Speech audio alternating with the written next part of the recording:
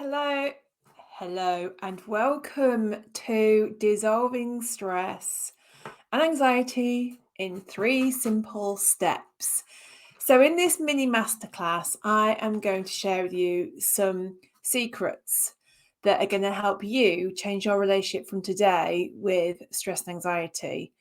To be honest, once I knew this, it revolutionized my entire relationship to stress, which has changed everything.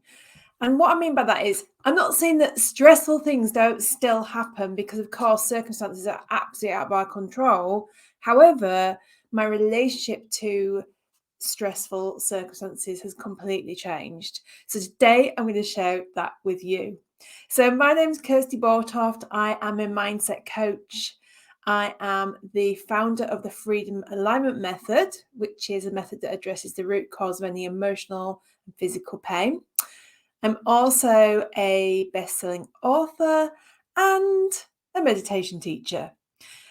And if you want to know anything more about my story, I'm not going to go into it on this masterclass because it just takes up too much time.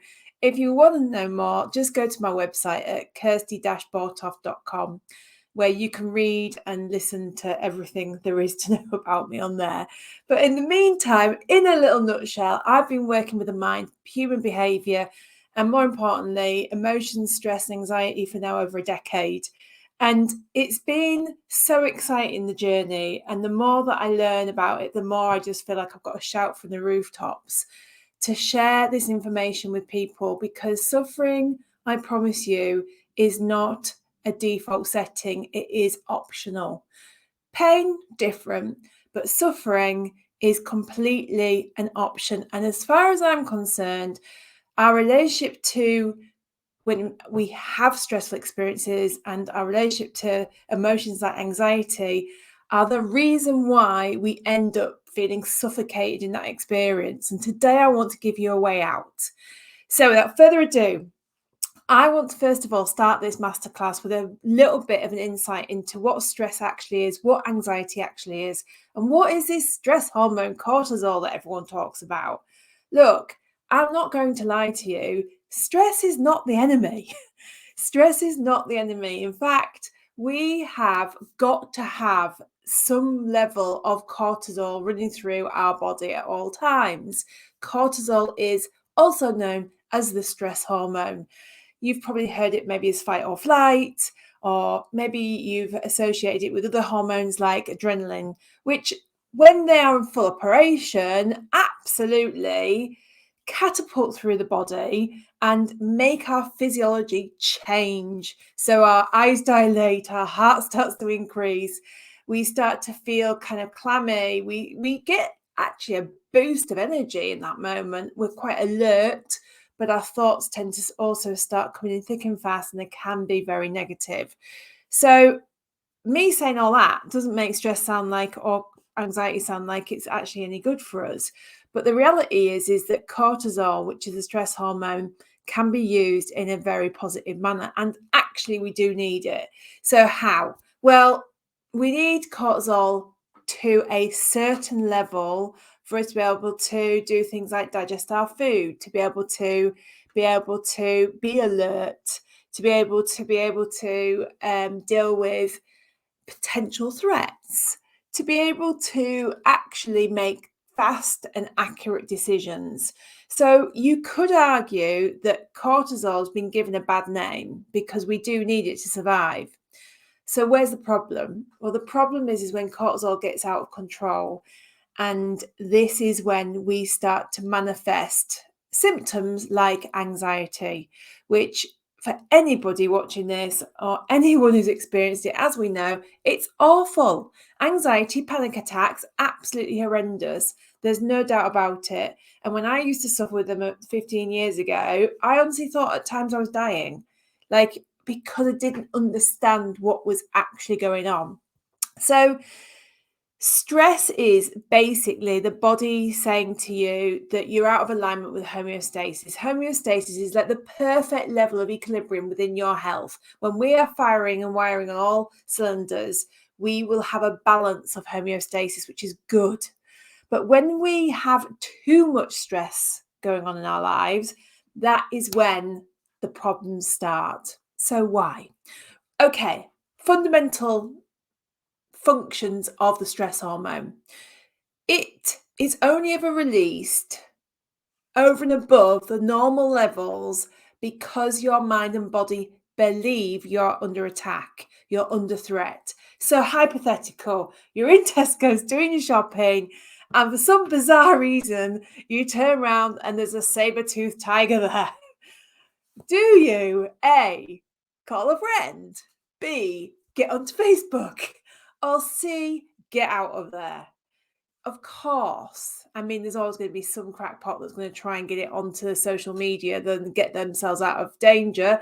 But the most of us will try and get out of there for our lives. Why? Because the DNA in us is programmed for survival.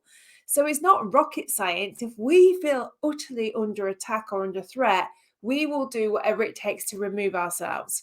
And this is where cortisol is phenomenal, because it triggers from the mind into the body. It's like our own little pharmacy in there. It's like, oh, quick, pharmacist, John is under attack. There's a saber-toothed tiger in Tesco's. Can you help? Instantly, cortisol, adrenaline's released. And what they then do is they then change the physiology. And one of the things they do is they push the blood vessels down into the arms and legs so you can literally run for your life. Now, in that circumstance, that is a good idea because you are literally under threat. Now, in order to do that, it has to grab energy from other sources in the body. So what does it do? It goes, right, where are the two main resources of energy in the body? Okay, so we've got maintenance, like repairing of the cells, the millions of cells you've already lost and rebirthed, even in this short time of me speaking.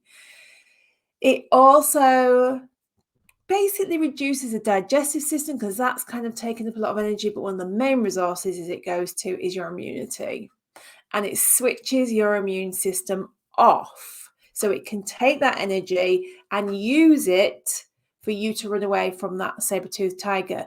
Now, are you going to be worried about your immune system being switched off in that moment? Are you even going to care if while running out of Tesco's from this tiger, if you happen to pick up a bug, diarrhea, a sickness bug, who knows? No, you're not, because survival in that moment is going to be way more imperative. So fantastic. And then you get out of the way, you manage to get out the door, the tiger gets caught, all's good. And then your body naturally goes back into its normal state where cortisol switched off and your immunity gets switched back on. Bravo. Could be simpler. So where is the problem? Right. So the problem is stress when it is not switched off, because there's one crisis after another, then triggers symptoms such as anxiety. Why would that happen? Because clearly we're not going to go to Tesco's every time and see a saber-toothed tiger, surely. Well, the problem and the main reason why it doesn't switch off is because we are the only organism on this planet, I think there's 8.7 million others, that can switch on the stress hormone by, and this is very important, so take a note, by thought alone. What? So you can be thinking about a stressful situation, a meeting with a member of your team that's been causing problems, that's coming up. Maybe you're even going into the past and you're going over things that have already happened and regurgitating a stressful moment. Your mind does not have the ability to differentiate between what's actually happening, so actual saber-toothed tiger, to you imagining a saber-toothed tiger chasing you through Tesco's. It just thinks it's actually happening there and then. So what does it do? It does what it does best. It triggers and sends a signal to the mind, to the pharmacist. Quick, Johnny is getting chased by yet another saber-toothed tiger. We need to help him. It then releases the stress hormone into the mind and front of the body. And here we go again into the cycle. The problem now, though, is that actually there was never a tiger in Tesco's. It was always in Johnny's mind. In fact, Johnny was sat at his desk imagining this horrific scenario in a future moment. And so suddenly now the stress hormone has been switched on and on and on. And now we are compromising our immunity because the immune system has now been off for a while. And this is where the problem kicks in. The mind starts to produce lots of negative thoughts. We ruminate about things. And now, boom, the knock-on effect is we've started to manifest emotions and experiences such as anxiety. The anxiety takes over us. We start to become foggy. Our concentration goes. We withdraw. We don't want to put ourselves forward. We start to think really weird things, sometimes almost kind of dysfunctional things that are slightly on the crazy side. But nevertheless, these things start to arrive in our awareness, and we believe that it's true because it seems so true in the moment. So how the heck are we going to get beyond this? Well, this is where my 3 steps comes in. So are you ready? Grab paper and pen. It is worth writing down. Now, I could easily go to you, the answer to this is go and meditate, drink some water, get a good night's sleep. Don't scroll on your phone. You've heard it all before. And I'm not saying that those things are not good. They are. But you know what? It won't work for you. Why? Because there's a fundamental part missing. And this is, in my eyes, such an important part to any type of healing, but especially when we're talking about our relationship to stress and anxiety. And unfortunately, this is the part that most people miss out, and so feel like they're repeating the same behavior every single day and getting absolutely nowhere. Maybe there's a moment or two where the anxiety feels like it reduces and then bang, it's back. And it's because of this integral, important part. So are you ready? Okay, the first step to any type of healing, and especially when it comes to stress and anxiety, is, and write this down, acceptance. What does she mean? Okay, when we learn to, so denial of acceptance, okay, is the reason why people do not get better. The reason why people do not feel like they get out of that hole. The reason that happens is because until we can accept where we are at, we are in what's called resistance. And resistance is the very thing that triggers the stress hormone that makes you feel the way you feel. So in order for us to be able to counteract that, we have to go back to the beginning. And in the beginning, where that first point is going, all right, I need to just be absolutely okay right now with not being okay. And so what we're doing in that moment is we are learning to go from resisting, pushing away. And don't get me wrong, I know the natural tendency of a human is to move from pain to pleasure. And so it's not because we're bad people that we've done this, but we tend to push things away that we don't like, even doing things like using distraction behaviors. So we might go, I'm just going to have that bottle of wine tonight, even though it's a Monday night. I shouldn't, but I just feel so stressed. I'm just going to eat that extra chocolate bar. I shouldn't. I'm going to buy that new bag. I'm going to buy that new pair of shoes. I really can't afford it, but I just need something to make myself feel better. And we start to use what we call distraction behaviors. And so for a moment, we might get a bit of, but oh dear, it comes back with a revengeance, and it comes back thick and fast. It's a total elastoplast. It never works. But does that stop us from doing it? No. So in order for that to change, we have to get into a place of accepting, in a place of allowing ourselves to be totally okay with not being okay. Now, what does that mean? That you just go, all right, I'm all right with being anxious. That's it. I'm healed. No. What I mean by acceptance is, we've got to learn to stop pushing it away with the behaviors, with the distraction behaviors, and we have to learn to allow ourselves to experience it and be okay with it. So the first step is, I'm going to be okay with not being okay. right? So I'm accepting it. The second step then is, now I've accepted it, I've got to understand what really triggers stress. Well, what really triggers stress, the reason why we don't really like it is because we don't like the feelings it reveals.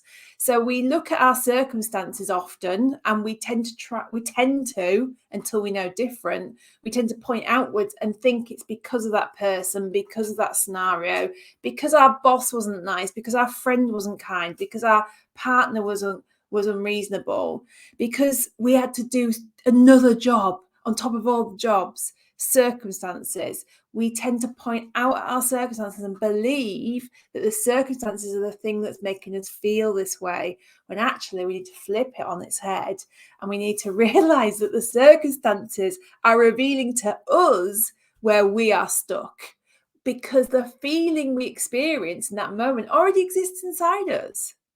Why do I know that? Because you're experiencing it. Otherwise, you'd be experiencing something completely different. So what these circumstances actually do, in a way of being a gift, is they reflect and reveal and show you where you have got emotion. Emotion tends to be negative emotion that is stuck within you, that becomes triggered in that moment. And it's the emotion, or the not wanting to feel the emotion, that then causes and perpetuates the stress that turns it into anxiety. So the second part is acknowledging what that emotion is. And honestly, the fastest and best way to do this is to literally just go, what am I feeling right now?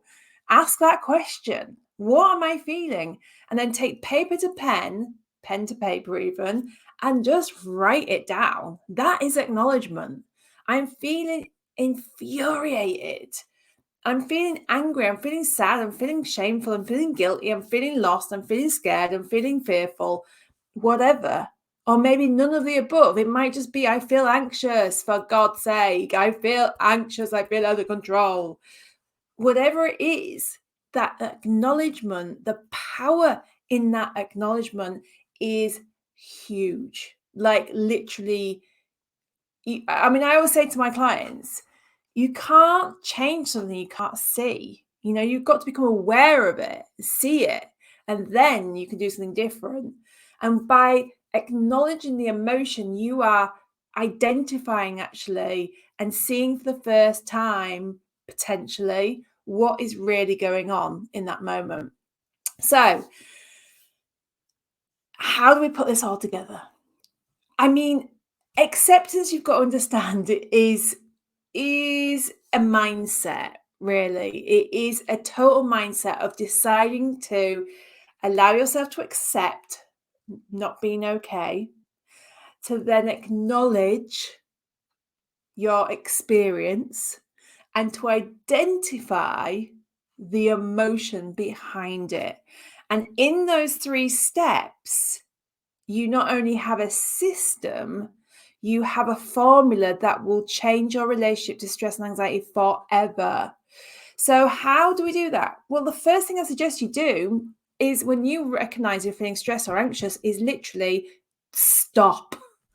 Just stop whatever you're doing in that moment and take a breath. Why? Because everybody gets stressed and anxious, stops breathing properly.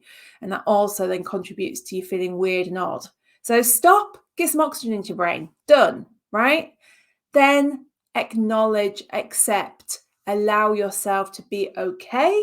I'm okay. I'm feeling stressed. I'm feeling anxious. I'm feeling angry. Whatever. I'm okay with not being okay. I accept. Yeah. And then you can ask yourself, what is the feeling behind this I'm actually feeling? Well, I'm feeling angry. I'm feeling annoyed. I'm feeling frustrated, whatever it is. And then finally, but I'm going to allow myself to be okay with that. And I'm going to allow myself to just be with it. I'm going to invite it in. I'm going to be friendly with it. It's going to look, frustration, anger, guilt, fear, the lot of you. Come on, we'll hang out.